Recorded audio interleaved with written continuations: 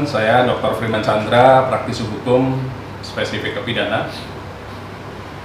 Ada fenomena sebenarnya. Banyak terjadi dugaan-dugaan prostitusi yang dilakukan secara online. Dulu sebelum adanya gadget, sebelum adanya internet, prostitusi dilakukan sangat konvensional di sebuah tempat, tawar-menawar, sudah selesai. Sekarang dengan adanya adanya teknologi, adanya undang-undang baru, payung hukum baru, ini merubah semuanya. Jadi orang siapapun bisa ditawarkan lewat internet, lewat online, lewat WA dan chat-chat lainnya atau aplikasi lainnya. Kemudian fenomena ini muncul karena ada beberapa dugaan public figure menawarkan jasanya lewat online. Tentunya yang kita sebut ini adalah pasti melewati sebuah orang lain lagi. Jadi tidak mungkin public figure lancang menawarkan diri sendiri lewat orang lain. Yang secara terminologi orang lain itu kita sebut namanya perantara atau mucikari. Public figure, orang yang terkenal berdiskusi sama perantara tersebut karena ini tidak ada unsur paksaan. Beda dengan unsur paksaan, yang salah adalah mucikarinya. Mayoritas yang kami temui sebagai praktisi hukum adalah ini karena keinginan dari public figure atau orang terkenal tersebut. Untuk apa? Ya pasti ada transaksional dalam bentuk uang dan barang, kan begitu kira-kira. Perantara tidak mungkin sendirian, dia akan mengelaborasikan dengan perantara-perantara lainnya. Jadi bisa jadi perantaranya bukan satu, lebih dari satu, 2, 3, 4, dan bukan hanya di satu kota. Sesuai lokasi dari KTP-nya public figure tersebut, gitu kan. Bisa sampai ke luar kota, bahkan luar provinsi. Kenapa fenomena ini bisa terjadi? Ini faktornya banyak. Faktor yang paling gampang dilihat adalah faktor ekonomi sebenarnya. Faktor yang orang pengen shortcut untuk menjadi kaya raya, itu salah satunya. Kemudian ada yang dilanggar, sangat ada yang dilanggar. Undang-undang kita, payung hukum kita ada. Kalau di DKI itu ada namanya Perda Ketertiban Umum. Barang siapa yang menjual belikan PTS dan lain-lain itu bisa diancam hukuman. Tapi bagaimana kalau lokasinya di luar Jakarta? Perda itu berlaku? Tidak. Perda itu tidak berlaku. Akhirnya polisi, penyidik dalam hal ini menggunakan undang-undang tindak pidana perdagangan orang. Padahal di pasal tindak pidana perdagangan orang itu harus ada paksaan dulu, harus ada ancaman dulu.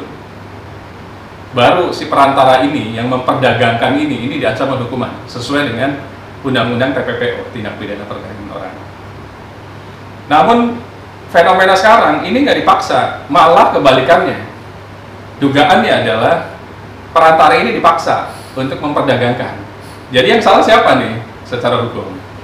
Undang-undangnya TPPO hanya orangnya, perantaranya yang kena. Tapi kalau yang memaksanya si subjeknya, kenapa disalahkannya si perantaranya itu? Nah ini fenomena yang terjadi. Polisi lagi-lagi, mau di Polda Jawa Timur, Polda DKI, Polda Metro Jaya, dan Polda-Polda lainnya, itu selalu membuat perantara itu yang jadi sasaran. Selalu. Sidang di penjara, terus dipermalukan. Kemudian public figure hanya sebagai saksi saja. Apakah fairness? Tidak fair. Kenapa nggak bikin sebuah penyelidikan yang sangat progresif? Motifnya apa sih kenapa perantara memperdagangkan sebuah atau seorang public figure? Digali dari sana. Kemudian apakah public figure tersebut tidak bisa ditangkap? Oh bisa. Pakailah undang-undang lain, jangan TPPO. Kalau TPPO yang kena lagi-lagi adalah perantara, lagi-lagi perantara, disidangkan dan lain-lain sampai bebas lagi. Akhirnya public figure atau orang terkenal ini tambah naik gitu ya, karena disampaikan adalah hoax, karena disampaikan adalah fitnah dan lain-lain. Korban. Nah ini kan satu hal yang tidak fair. Siapa yang mendapatkan uang? Betul perantara dapat juga, tapi tidak signifikan dibanding yang namanya public figure atau orang terkenal tersebut. Kenapa yang mendapatkan keuntungan lebih tidak mendapatkan hukuman lebih, bahkan tidak mendapatkan hukuman sama sekali? Karena penyidik kita hanya selalu TPPO, dan TPPO. Saya menyarankan sebagai praktisi hukum, penyidik yang menyidik kasus-kasus prostitusi ataupun prostitusi online, coba memakai undang-undang TPPU, tindak pidana pencucian uang. Di pasal 2, pasal 3, barang siapa yang melayering, mendistribusikan, merubah harta dari hasil kejahatan. Kejahatan apa sih? Penipuan, penggelapan, prostitusi, judi, narkoba, dan lain-lain. Dianggap sebagai orang yang melakukan pencucian uang. Dan ancaman hukumannya lebih berat, 20 tahun. 20 tahun itu ancaman yang langsung masuk ke dalam penjara. Kenapa tidak menggunakan itu? Karena kalau menggunakan Perda, hanya untuk DKI saja. Di tempat lain nggak bisa. Bang, ini apakah perlu undang-undang khusus prostitusi atau seperti apa sih Bang? Kan kelemahan hukum kita kayaknya kalau lihat Bang. Undang-undang kita kan ada sebenarnya undang-undang pornografi kan. Kalau semua tatanan sosial masyarakat kita dibuat undang-undang, gerakan kita pun akhirnya terlalu tidak bisa bergerak bebas, dan itu akan melanggar hak asasi manusia, undang-undang hak asasi manusia. Jadi lebih baik penyidik sebagai integrated justice system, peradilan pidana kita dimulai dari kepolisian, kejaksaan, pengadilan, itu harus mensepakati tatanan-tatanan yang ada.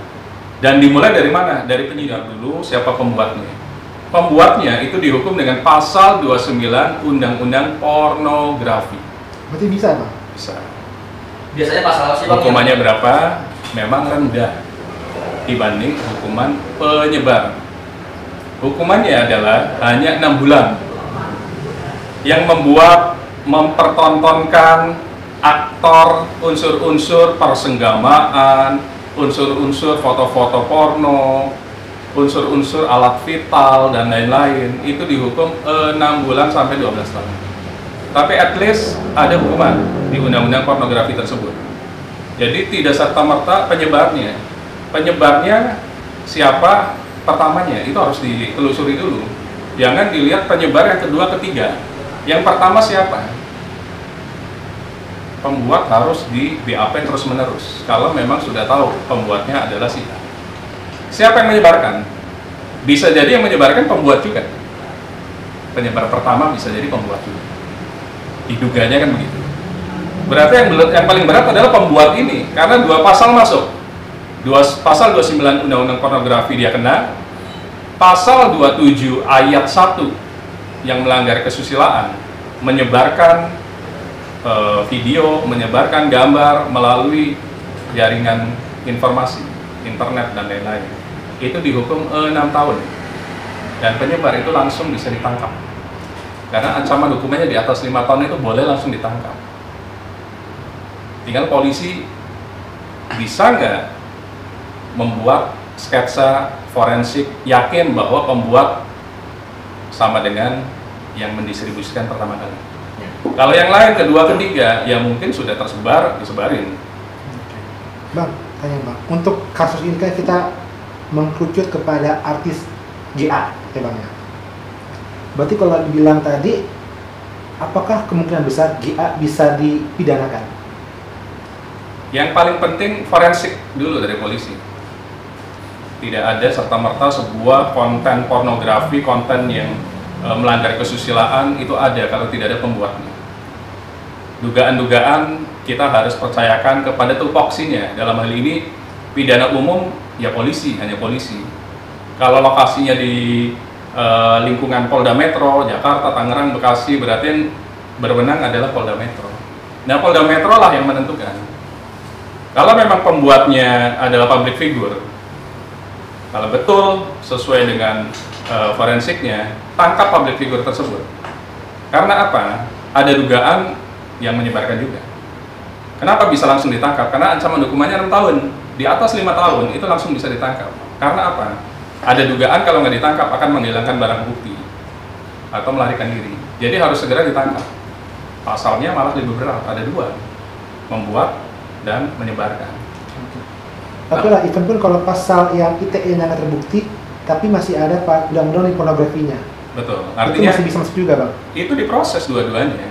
Jadi kalaupun memang terbukti dua-duanya, nanti dakwaannya adalah melanggar pasal 29 Undang-Undang Pornografi, jungto pasal 27 ayat 1 Undang-Undang ITE.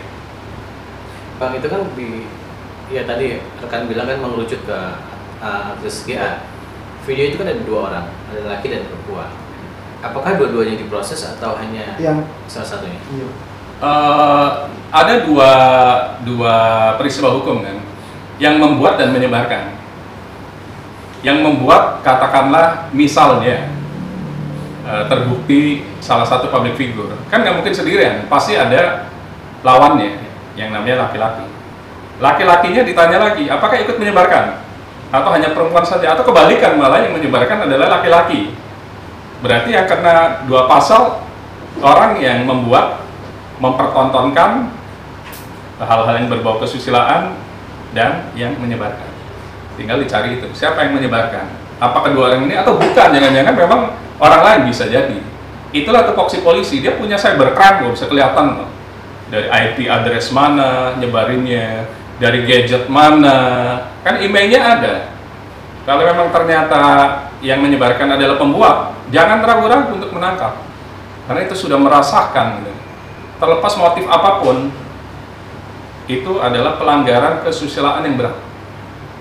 Ya Bang, mengerucut lagi ke artis G. Ini kan kali kedua yang disinyalir mirip dengan dia gitu. Apakah pertimbangan itu menjadi dasar polisi juga untuk makin kencangin pemeriksaan atau gimana gitu? Mau baru sekali atau 2 kali atau 3 kali, kalau melakukan hal yang sama artinya edik, artinya sudah kecanduan, seperti layaknya narkotika. Polisi saya meyakini sangat profesional, makanya sekarang hati-hati untuk menentukan tersangka baru, karena polisi sampai sekarang belum menemukan siapa pembuat. Tapi teknologi yang dimiliki oleh kepolisian, cybercrime, teknologinya bagus, saya pernah masuk juga, servernya bagus, alat penyadapnya bagus, dan lain-lain. Semestinya sudah bisa melihat dan menentukan siapa pembuat video yang melanggar kesusilaan tersebut. Itu saja sebenarnya, balik lagi dari kecepatan dan kemauan dari penyidik untuk segera mengungkapkan, karena ini sudah meresahkan masyarakat. Karena tujuan tindak pidana adalah harus ada efek jerah. Masyarakat jangan membuat kayak begini, nanti ancaman hukumannya kayak begini loh gitu. Takutnya nanti kalau tidak segera akan ada video-video baru lagi dari orang lain, karena polisi tidak tegas menghukum orang yang memang sebagai pembuat dan sebagai penyebar pertama kali. Jadi kita sebagai ahli hukum, sebagai praktisi hukum, hanya menginginkan penegak hukum lainnya yang namanya kepolisian agar segera membuat sebuah kesimpulan siapa yang membuat dan siapa yang menyebarkan. Itu yang harus dihukum berat agar masyarakat tidak melakukan hal yang sama. Oke, tadi Pak, berarti nasib GR itu kan dari hasil forensik Polda Metro Jaya, gitu. Polisi sudah memiliki teknologi baik forensik ataupun cybercrime dengan perangkat IT-nya yang sangat canggih. Jadi balik lagi, polisi mau cepat, mau lambat, atau mau apa terhadap kasus ini.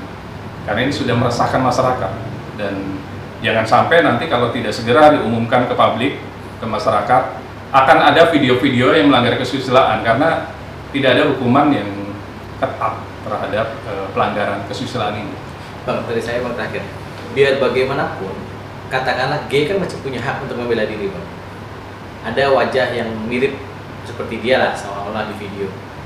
Apa hak yang masih dia miliki Bang? Atau dia menyangkal bukan saya atau gimana? Itu tidak semerta-merta langsung di-judgment bahwa dia pelakunya gitu, bagaimana Bang? Seperti kasus-kasus pidana lainnya, penyidik itu punya hak prerogatif untuk menentukan seseorang jadi tersangka atau dibebaskan demi hukum. Jadi balik lagi nih penyidik nih, apakah sudah saatnya memberikan ketegasan apapun ada unsur pengelakan, bukan saya, buktikan saja nanti di pengadilan.